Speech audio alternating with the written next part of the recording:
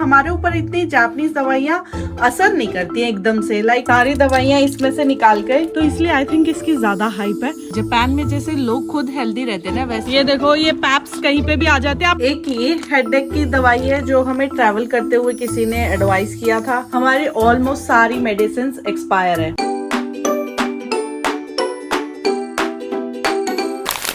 Hello guys, welcome back to our YouTube channel और आप सभी का स्वागत है हमारे एक नए व्लॉग में। आज है संडे और आज मैं आपको इस व्लॉग में दिखाऊंगी कि जापान में मेडिसिन्स को कैसे डिस्पोज ऑफ करते हैं, हम इंडिया से कौन कौन सी मेडिसिन लाए और हम सारी इंडिया वाली मेडिसिन गार्बेज में क्यों डाल रहे हैं, वो सब आपको दिखाऊंगी। तो बने रहिएगा इस व्लॉग में और इन्जॉय करो हमारी मॉर्निंग वाली क्लिप। काफ़ी टाइम से हमें मेडिसिन की ज़रूरत ही नहीं पड़ रही थी, बट अब जब मेडिसिन की हमें ज़रूरत पड़ी तो हमें पता चला कि हमारी ऑलमोस्ट सारी मेडिसिन एक्सपायर है। तो अभी हम बस वही चेक कर करके सब कुछ डालने वाले हैं। ये मेडिसिन हम इंडिया से लाए थे फॉर सेफ्टी। हमें तब इतना आइडिया नहीं था कि क्या ये मेडिसिन जापान में मिलती हैं नहीं मिलती हैं, तो हम अपनी सेफ्टी के लिए एक मेडिकल बॉक्स बनाकर लाए थे। तो हमारे मेडिकल बॉक्स में आपको कॉम्बिनेशन दिखेगा दवाइयों का। ये हमारी है एलोपैथी दवाइयाँ, ऐसी दवाइयाँ आपको काफ़ी मिलेगी। फिर हमारे में आती है आयुर्वेदिक दवाइयाँ, तो आयुर्वेदिक की भी कुछ है। फिर आती है हमारे में होम्योपैथिक दवाइयाँ। हमारे मेडिकल बॉक्स में सबसे पहले तो आता है ये कॉटन वाला सेक्शन, तो इसमें काफी सारी कॉटन रखी हुई है। प्लस थोड़ा सा भी कहीं पे भी कट लग रहा है, ब्लड आ रहा है, तो आप ये डाल लो, तुरंत ड्राई कर देता था। तो ये मुझे बेस्ट लगता था, बट इसका क्या हुआ था, ये एक्सपायर हो चुका था फरवरी 2026 में। तो इसमें हम लोग रखते हैं, ये इंडिया की कॉटन है और ये हम जापान की कॉटन लेकर आए थे। प्लस इसमें हम बैंडेज रखते हैं, इसको हम ऊपर ही रखते हैं क्योंकि अक्सर किचन में मेरा हाथ कटता रहता है, शोगन साहब का हाथ कट जाता है। हम ना टमाटर की कैन खोलते हैं तब ज्यादा कटता है हम दोनों का हाथ, तो फिर इसलिए हम इसको ऊपर ही रखते थे। ये तीन चीजें फटाफट जैसे ही हाथ कटता था ये पाउडर डालते थे और कॉटन लगा लेते थे और बैंडेज लगा लेते थे। सेकंड थी ये बीटाडिन, ये भी एक्सपायर हो चुकी थी। ये तो अक्टूबर 2025 में ही एक्सपायर हो चुकी थी भाई। ये तो ऐसे ही रखी है हमारे पास, इसको भी रखो साइड में। ये है खांसी की दवाई, कोल्ड एंड कफ की दवाई है, बट ये शोगन साहब ही लेकर आए थे। यहाँ ये जापान की ही दवाई है, बट मैंने एक चीज नोटिस की है कि हमारे ऊपर इतनी जापानीज दवाइयाँ असर नहीं करती हैं एकदम से। लाइक इंडियन दवाइयाँ जो होती है ना, एकदम से इंस्टेंट हमें असर दिखाती है। आई थिंक वो ज्यादा mg की होती है और ये बहुत कम mg की होती है। फिर हमने दूसरी दवाई देखी सल्फरामाइसिन की, इसको लगा लेते हैं, बट ये भी एक्सपायर थी। ये भी दिसंबर 2025 में एक्सपायर हो गई। तो आज हमने संडे को इसलिए काम उठाना पड़ा, हमें लगा कि देखो भाई काम तो करना पड़ेगा, वरना तो क्योंकि इमरजेंसी में दवाइयाँ चाहिए होती है और देखते सब एक्सपायर है। ये ओमनी जेल है, अक्सर हमें मोच आ जाती है, या फिर सबसे ज़्यादा इसका यूज़ तब हुआ था जब हम वो करने गए थे स्की। भाई जो हम गिरे थे ना, कहीं कहीं चोट लगी थी, उसके बाद हमने यही लगाई थी। अगर आपने हमारा वो स्की वाला एक्सपीरियंस नहीं देखा है तो लिंक आ रहा होगा, उस लिंक पर क्लिक करके आप हमारा वो वाला व्लॉग देख सकते हैं। ये हमें मिली थी हमारे ओसाका ट्रिप पर, शायद कोई न्यू कंपनी थी जो लॉन्च करी थी, हमें फ्री ऑफ कॉस्ट मिली थी।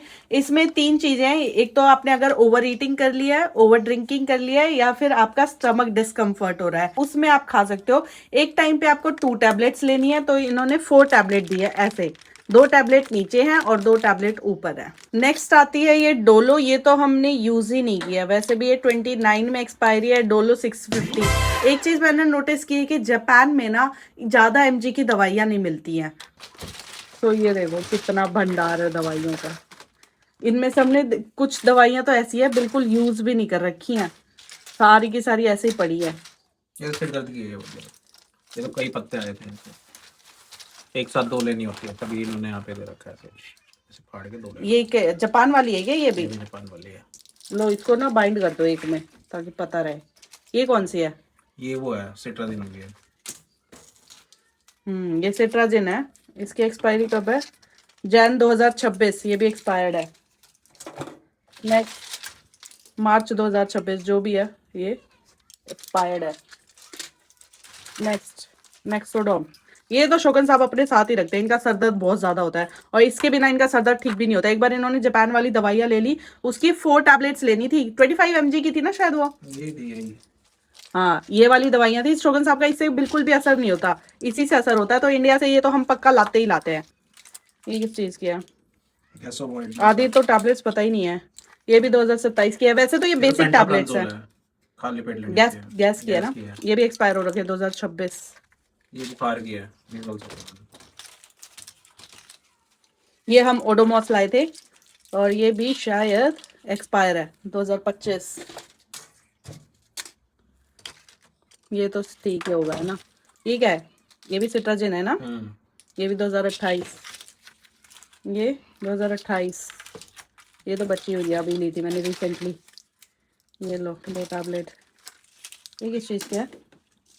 ये भी एक्सपायर है 3/2026। 2 टैबलेट हैं तो क्या एक्सपायर नहीं हो गया चंगी वाली? वो तो जापान वाली है इसलिए बोला मैंने। ये कब है? जून 2025 से मई 2000। पैरासीटामोल, अच्छा डोलो है ये पास है। एक भी टैबलेट हमने यूज नहीं की हुई। ये भी वो सर दर्द वाली है। ये कब की है? फरवरी 2026 एक्सपायर है। पूरा का पूरा पत्ता ही एक्सपायर है। किस चीज की है ये? ये भी सिट्राजिन है। ये डाइक्लोराइड हाँ, ये उसकी एक्सपायर है फरवरी 2026 एक्सपायर में। होगी। हाँ। अरे यार ऐसा दुख मना रहे हो जैसे खा नहीं रही। अच्छी बात है, नहीं खाई। ये भी एक्सपायर है 2026। ये भी खा लिया है। लो सारा हो गया, डन। डाइक्लोफेन है, बुखार की है ये। ये भी मेफ्टल पास बहुत है अपने हाँ, पास। वही। 3 है। ये तो एक और खा, एक भी नहीं रखी है। अरे अंकल ने दी थी। ये ना शोकन साहब की जो जाड़ में ना कैविटी लगी थी तो उसमें हमने यूज की थी। बेस्ट है, बेस्ट। अगर आप Actually जापान ना, में रहते हो और आपको थोड़ी बहुत कैविटी पेन होता है तो आप ये ले सकते हो।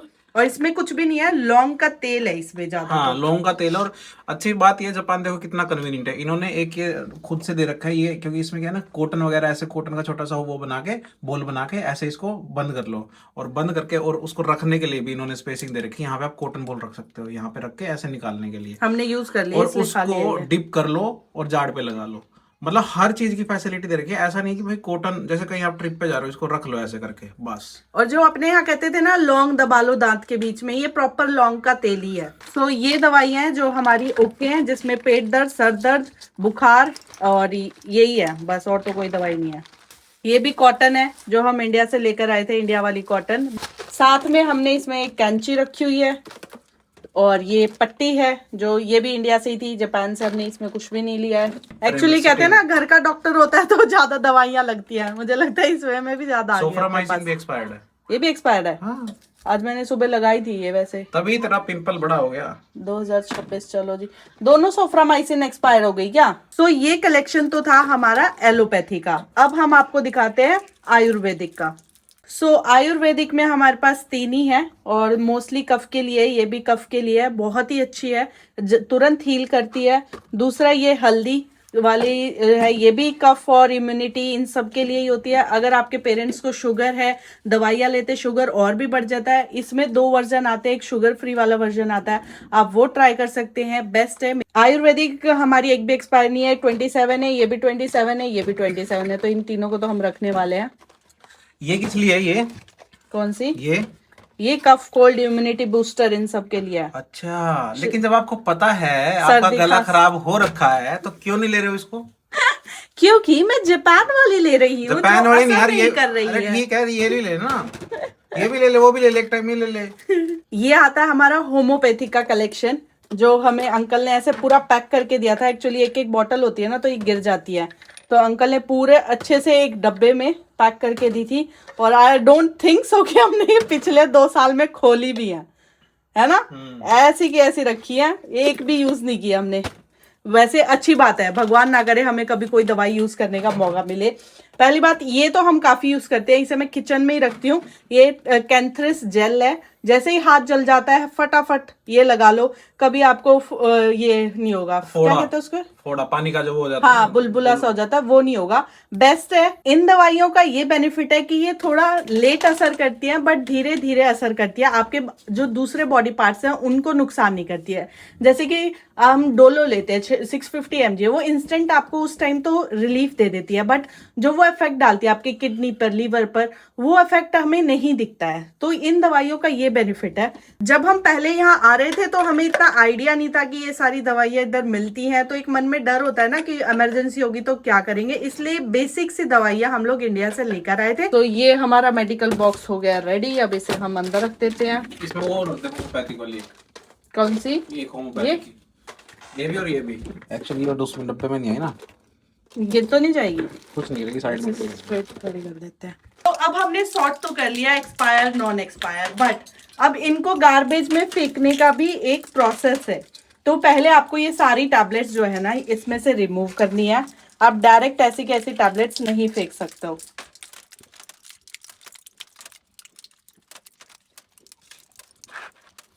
मुझे वो समय का वो याद आ गया। मुझे कर दो इतनी सारी गलती होती है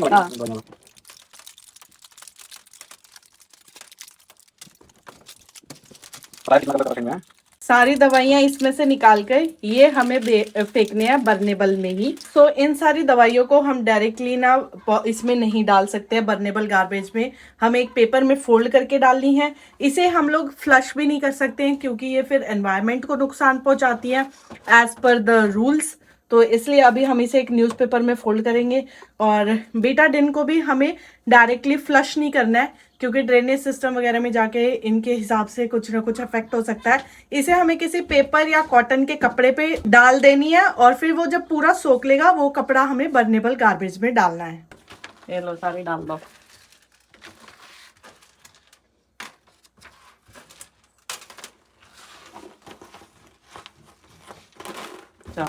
That's it। ये भी इसी में डाल दो, पाउडर भी। बट इन ट्यूब्स को हमें ऐसे एक एक को खाली कर करके डालना है। और उन्होंने कहा कि अगर आपकी बिल्कुल ट्रांसपेरेंट ट्यूब्स है तो आप इसे प्लास्टिक में डालो, अदरवाइज आप इसे बर्नेबल में भी डाल सकते हो। तो हमने ये ऐसे पूरी एक पेपर पे खाली कर दी है। इनको खाली करते हुए ऐसा लग रहा है किसी हम लोग केक पे क्रीम लगा रहे हैं ना। प्रॉपर क्रीम वाली फीलिंग आ रही है। देखना कितनी कितनी सारी क्रीम है, कितनी सारी। अभी मैं ये मेरा अपना ऑफिस वाला कॉर्नर ठीक कर रही हूँ क्योंकि ये ना अब फैन और कूलर चलता है तो ये उतर जाते हैं बार बार। तो अब मैंने डबल डबल टेप लगाई है क्रॉस में ताकि ये ठीक रहे। और ये पूरा व्यू एक सेकंड दिखाती हूँ मैं। कॉर्नर कुछ ऐसा दिख रहा है। एक्चुअली ये प्रिया मैंने बनाया था शुगन साहब के, लास्ट टाइम मैं हैप्पी बर्थडे लेकर आई थी तो उसमें से मैंने अपना प्रिया निकाल लिया था। और ये जो हैप्पी है ये इस वाले हैप्पी बर्थडे में से निकाल लिया, तो मैंने अपना कॉर्नर बना लिया हैप्पी प्रिया। ये फ्रेम मैं लाई थी 100 येन से और 100 येन का ही है ये फ्रेम। बहुत सुंदर है। एक्चुअली लाई तो मैं अपनी फोटो लगाने के लिए थी बट इसके अंदर ये मिकी माउस और इतना अच्छा लग रहा था ना, मैंने इसको ऐसे ही रख दिया, मैंने अपनी फोटो लगाई ही नहीं। तो अभी हम लोग भून रहे अपने लिए एक एक भुट्टा। कल शोगन साहब लेकर आए थे, बहुत ही अच्छा लग रहा है। और एक ये हमें पड़ा है 108 येन का। दोनों 108 येन के एक एक एक एक। अच्छा 108 का ये है, 108 येन का ये है।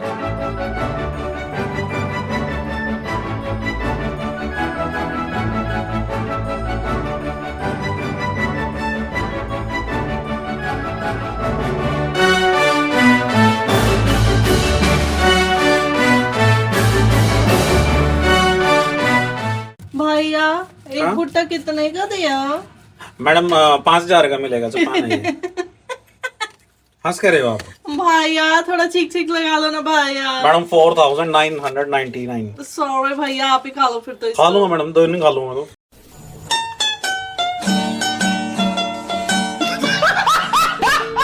तो अभी हम इवनिंग वॉक पर निकले हैं। 4:30 टाइम हुआ है। हमने सोचा है कि 5:30 तक हम वॉक करके आएंगे, फिर आकर डिनर वगैरह बनाएंगे 6:30 तक।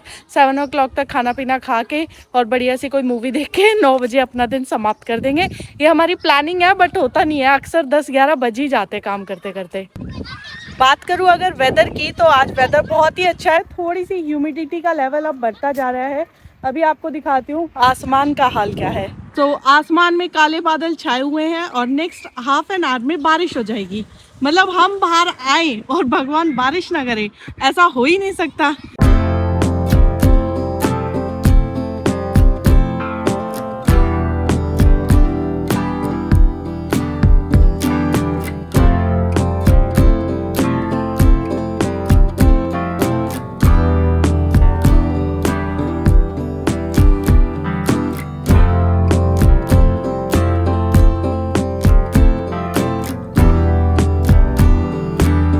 अभी तो कहीं चले जाओ हर जगह एप्रिकॉट प्लम यही दिख रहे हैं।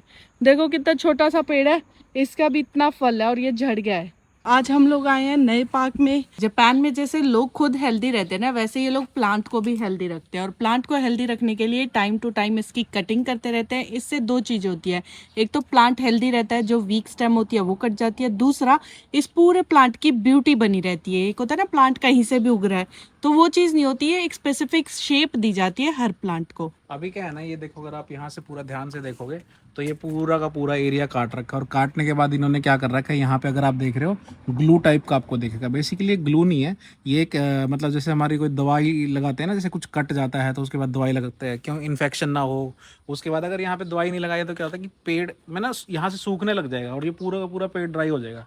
इसको बचाने के लिए तो ये लोग क्या करते हैं, यहाँ पे काट के इसको वो लगा देते हैं ताकि पेड़ ना सूखे। अभी ये देखो, अभी आपको ऐसा लग रहा है तो ये कंट्रोल हो गया, मतलब ये ज़्यादा पेड़ बड़ा नहीं होगा। बट थोड़े दिनों बाद ये कैसा हो जाएगा, ऐसा। ये देखो, यहाँ से इसके जो छाल है ना, ये इसको कवर करने लग जाएगी। तो बेसिकली यहाँ से ये बढ़ेगा नहीं, यहाँ से इतना ही कंट्रोल रहेगा, यहाँ से पूरा का पूरा भर जाएगा। जैसे ये भी पहले इन्होंने काटा होगा यहाँ से ब्रांच, ये पूरी भर गई है। तो इन्होंने डिफरेंट डिफरेंट टाइम पर डिफरेंट डिफरेंट जगह से काट रखा है। देखो, यहाँ से काट रखा है, यहाँ से काट रखा है, यहाँ से ये भर गया है सारा एरिया। तो मतलब ये इसीलिए करते हैं ताकि जितने भी पेड़ है ना, डिसिप्लिन से बड़े हों। हाँ, एक शेप बने। मतलब ऐसा नहीं है कि पेड़ ऐसे फैल रहा है। पेड़, अब ये देखो, ये पेड़ नीचे से आप देखोगे ना, पूरा का पूरा ऐसे जाके फिर ऊपर फैला हुआ है। अपने क्या है कि कहीं से भी फैल रहे होते हैं, टेढ़े हो रखे होते हैं, कहीं कुछ हो रखा होता है। और सबसे अच्छी बात है, अभी दिख नहीं रहा मुझे, बट ये लोग क्या करते हैं जनरली, किसी पेड़ ये अदरक की तरह फैल जाते हैं अगर मेंटेन ना करें, जैसे कि हमारी बॉडी। मेरे को देख रहे हो, अब मैं कहीं से फैल रहा हूँ। हाँ, जैसे हमारी हाँ, बॉडी मोटापा। इसलिए एक्सरसाइज करते हैं और ये पेड़ों को भी एक्सरसाइज के लिए वो करते हैं। और जो छोटे पेड़ होते हैं ना, छोटे पेड़ों पे तो ये डंडी लगा देते हैं ताकि अगर वो आंधी तूफान आए, जब तक वो इतने नहीं हो जाते, इतने बड़े नहीं हो जाते एटलीस्ट, तो वो पूरे सीधा उनका तना हो।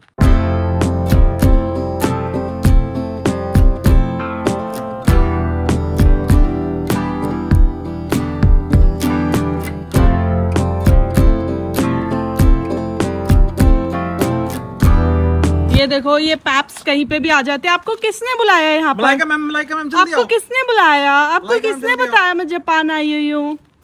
ये पैप्स ना कहीं पर भी आ जाते हैं कंटेंट लेने के लिए। जो शोगन साहब आपको बता रहे थे ना कि इन पेड़ को सपोर्ट दी जाती है ताकि ये थोड़े स्ट्रेट होए, तो ऐसे सपोर्ट देते हैं। एक ये पूरा स्ट्रक्चर सा बनाया होता है जो पेड़ के इस साइड लगाते हैं सपोर्ट देने के लिए। आप जितने पेड़ भी देखोगे हर में है, 1 2 3, हर पेड़ पे सपोर्ट दिया हुआ है। सो हम लोग वॉक करके आ चुके हैं। सो अभी आते ही हमने करी अपनी इवनिंग टाइम की पूजा, और इसी शाम की पूजा के साथ आज का व्लॉग हम यही समाप्त करते हैं। मिलते हैं आपसे नेक्स्ट व्लॉग में, तब तक के लिए बने रहे हमारे यूट्यूब चैनल बेफिक्र इंजीनियर पर और जिंदगी के छोटे छोटे लम्हे एंजॉय करते रहें।